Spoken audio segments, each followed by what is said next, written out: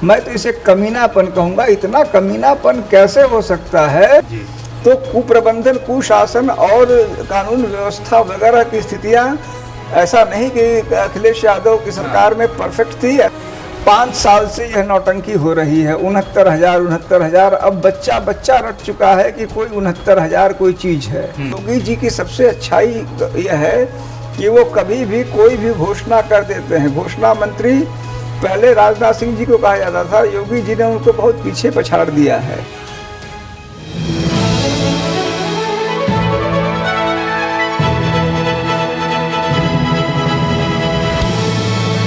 नमस्कार, आज हमारे साथ हैं एक बहुत ही खास मेहमान, जबरिया रिटायर्ड आईपीएस अमिताभ ठाकुर जी।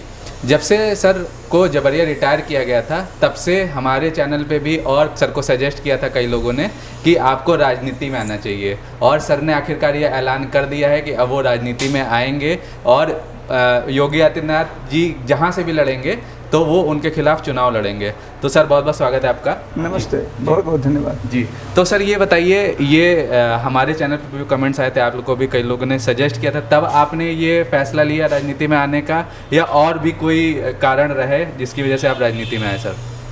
जी देखिए, निश्चित रूप से आप लोगों ने जो मुझे सुझाव दिया, जो आपकी बातें आई, आपने वॉक्सी टॉक्सी ने ये बात मुझे कही, तो इन बातों को मैंने काफ़ी ध्यान से देखा और समझा, और मुझे लगा कि चूँकि जो प्रबुद्ध लोग हैं जिनसे मैं परिचित हूँ, जिनकी बातों का मैं महत्व देता हूँ, उन लोगों का भी यही मंतव्य है। मैंने निष्कर्ष निकाला कि मुझे यह कार्य अवश्य करना चाहिए, और मैंने विशेषकर योगी जी को एक प्रकार से कि मैं योगी जी के खिलाफ ही, चूँकि होता पे प्रश्न पूछते ही तो मैं अपने मन से इसका उत्तर दे रहा हूँ कि मैंने योगी जी के खिलाफ ही चुनाव लड़ना क्यों निश्चित किया। उसका मुख्य कारण मेरी समझ में, मेरी जानकारी में यह है कि 5 वर्षों तक जो भी भारतीय जनता पार्टी का शासन रहा, उसे वह नाम के लिए भारतीय जनता पार्टी का शासन रहा, वह पूरी तरह से योगी जी का व्यक्तिगत कुशासन रहा। अच्छा। एक शासन जो सुशासन के लिए जनता ने चुना था, उसे योगी जी ने एक व्यक्ति के रूप में कुशासन में परिवर्तित कर दिया। अच्छा। अब प्रश्न यह है कि मैं इसको कुशासन क्यों और किस अधिकार से कह रहा हूँ, और कहने का मेरे पास क्या कारण और तथ्य है, क्योंकि मेरे कह देने से कोई अंतर नहीं पड़ता है।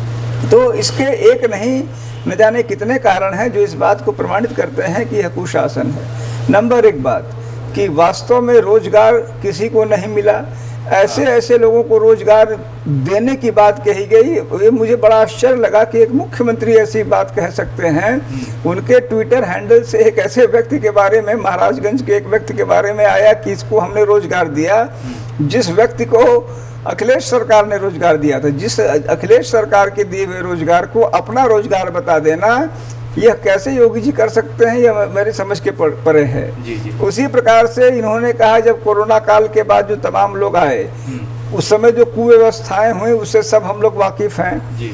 और उसके बाद जब वो लोग आ गए, रहने लगे, तो इन्होंने आनन फानन में, योगी जी की सबसे अच्छाई यह है कि वो कभी भी कोई भी घोषणा कर देते हैं। घोषणा मंत्री पहले राजनाथ सिंह जी को कहा जाता था, योगी जी ने उनको बहुत पीछे पछाड़ दिया है। अच्छा। तो जो जमीनी हकीकतें हैं वह शून्य हैं। आपके पास मीडिया है, आपके पास आपने जो भेज दिया, अनाप शनाप, सही झूठ गलत, सब उसको जो छापना ही छापना है लोगों को, और आपने एक लगातार भ्रम रखा कि अद्भुत अद्भुत अद्भुत।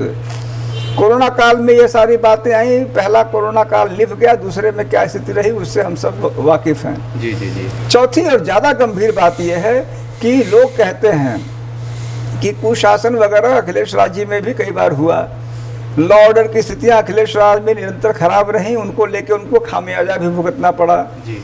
तो कुप्रबंधन, कुशासन और कानून व्यवस्था वगैरह की स्थितियां, ऐसा नहीं कि अखिलेश यादव की सरकार में परफेक्ट थी, ऐसा कुछ भी नहीं है। उनमें भी तमाम खामियां थीं और लगातार वो खामियां रही। कुछ के लिए बहुत सारी चीज़ों को लेकर हमने भी आवाज़ उठाई, उसको झेला भी। बिल्कुल। लेकिन योगी जी उस समय सस्पेंड रहा, तमाम बातें मैंने झेली।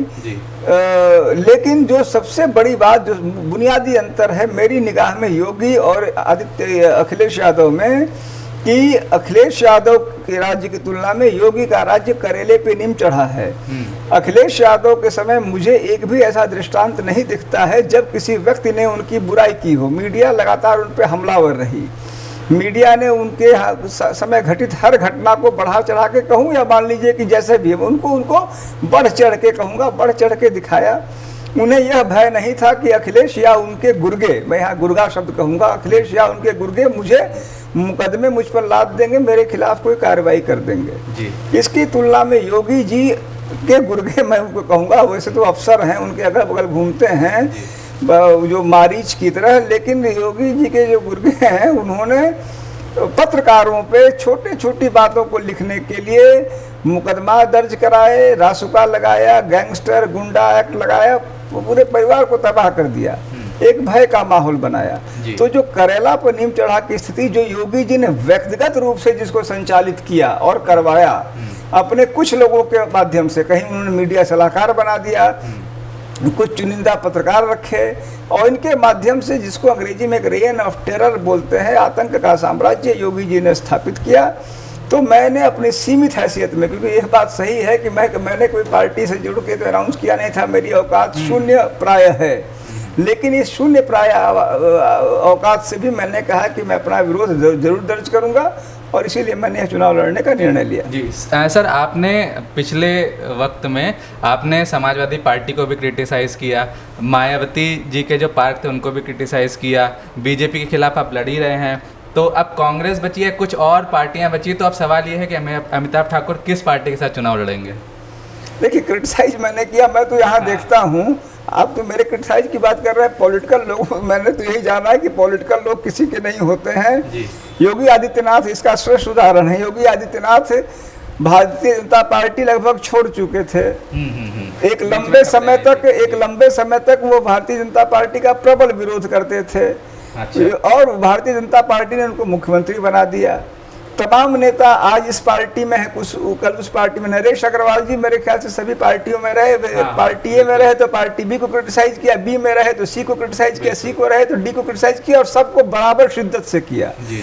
तो अगर क्रिटिसाइज करने के नाम पे ही अगर मान लीजिए ना कोई ले तो अलग बात है, बाकी मेरा किसी पार्टी विशेष से, यहाँ तक कि वो भारतीय जनता पार्टी हो, सपा हो, बसपा हो, कोई भी पार्टी हो, मेरा किसी पार्टी विशेष से कोई द्वेष या कोई ये नहीं है, क्योंकि पार्टी से कोई द्वेष कैसे हो सकता है। जी। नीतियों को उस समय तात्कालिक व्यक्ति विशेष की गलत नीतियों से द्वेष तो नहीं कहूँगा, इससे कष्ट हो सकता है। तो योगी जी ने जो कुछ किया, अखिलेश सरकार में अखिलेश यादव जी ने जो गलत किया था, मैंने खुल के उसकी आवाज़ उठाई थी। और योगी जी ने जो किया, चूंकि उसने सारे पारावार तोड़ दिए हैं, सारे जो भी थे पैरामीटर वो ध्वस्त कर दिए इन्होंने, अतः मैंने उसके खिलाफ फील्ड में जाके आवाज़ उठाने का निर्णय लिया। जी सर, आपने रोज़गार की बात करी। इस वक्त 69,000 शिक्षक भर्ती का जो मसला है वो बहुत ज़्यादा छाया हुआ है सब जगह, हमारे चैनल पे बहुत सारे वीडियोस पड़े हुए हैं। इस मुद्दे पे आप क्या करेंगे? एक बार कहीं मैंने ये भी पढ़ा कि आपका इस मुद्दे को उजागर करने के बाद आपके ऊपर काफ़ी सारी कार्रवाइयाँ होने लगी, इस बारे में आप क्या कहना है आपका? देखिए, मैं सिर्फ यह कहूँगा कि 69,000 शिक्षक भर्ती इस बात का एक ज्वलंत उदाहरण है कि यह सरकार जो दावे करती है उसकी तुलना में हकीकत क्या है। 5 साल से यह नौटंकी हो रही है। 69,000 अब बच्चा रट चुका है कि कोई 69,000 कोई चीज़ है। जो लोग आए हैं वो किस तरह आए हैं, उनके ऑडियो वायरल हैं, वीडियो वायरल हैं, घूसखोरी की चर्चाएं आम हैं। मंत्री जो हैं बेसिक शिक्षा मंत्री, वो इसके लपेटे में हैं, उनको लेके तमाम चर्चाएं हैं, कुछ चर्चाएं हैं, और न जाने कितने लोगों को लेके इसमें चर्चाएं हैं। मुकदमे दर्ज हुए एसटीएफ, जहां योगी जी के ब्लू आइड बॉयज़ को इन्होंने एडीजी बना रखा है, जो उतना ही देखते, चलते, सुनते और करते हैं जितना योगी जी चाहते और करते हैं। तो उन्होंने मात्र एक कॉस्मेटिक रूप में 1-2 लोगों को अरेस्ट कर लिया, न तो कोई गिरोह का भंडाफाड़ किया, न कुछ किया। अगर विपक्षियों के मामलात होते हैं, मैं कल देख रहा था योगी जी कि पुलिस ने करीब 12-15 पुलिस वाले जाके चेन्नई से एक 65 साल के बूढ़े को उठा ले आए, इसीलिए कि उसने 2-4 महीने की मूर्खतापूर्ण वक्तव्य कह दिए थे योगी जी और मोदी जी को। जी। वह तो आप कर लेंगे, लेकिन 69,000 शिक्षकों का पर्चा लीक का मैं साक्ष्य दे रहा हूँ, आप साक्ष्य नहीं ले रहे हैं, यह सीधे बेईमानी है। अच्छा सर, एक सवाल और जो कई बार मीडिया में उठता है वो ये है कि आपने विकास दुबे इनकाउंटर को लेकर भी कुछ सवाल खड़े किए थे, तो क्या था वो पूरा मसला, ये बताएं थोड़ा। देखिए मेरा ये कहना था, मेरा विकास दुबे का मैं कोई पैरोकार नहीं, उनकी जो उनके घर से जुड़ी हुई जो खुशी दुबे अब हैं, मैं उनका उसका पैरोकार नहीं।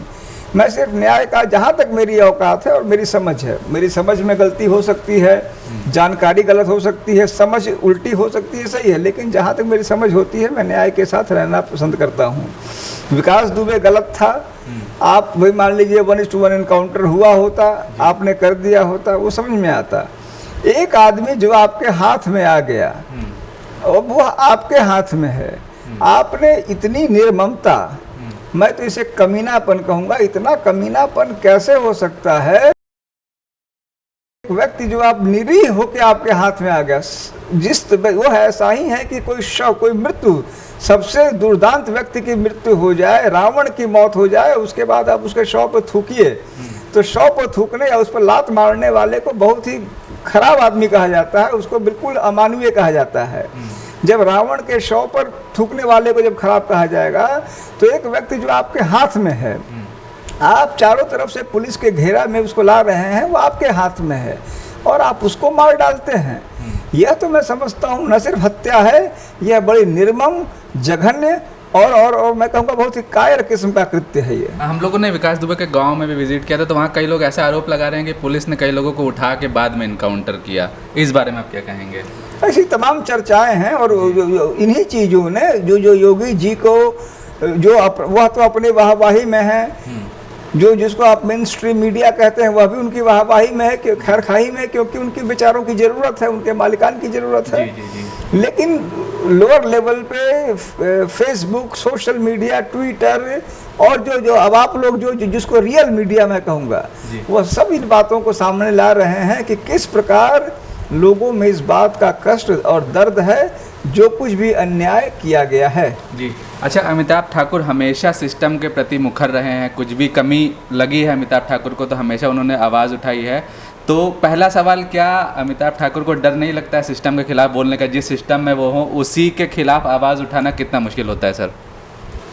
कितना मुश्किल होता है वो तो मेरे ख्याल से मुझे कहने की ज़रूरत नहीं है। मुझ पर जितने तरह के मुकदमे दर्ज हुए, मुझ पर देशद्रोह, भ्रष्टाचार और बलात्कार तीनों के मुकदमे हैं, तो इसी से समझा जा सकता है कि ये आसान होता है या मुश्किल होता है। जी। अच्छा सर, एक चीज़ और है, एक एसपी सिंह करके भी ऑफिसर हैं, वो भी फेसबुक पे बहुत सारी पोस्ट डालते हैं सरकार विरोधी, उनके ऊपर मुकदमे नहीं दर्ज होते हैं, आपके ऊपर दर्ज होते हैं, ऐसा क्यों?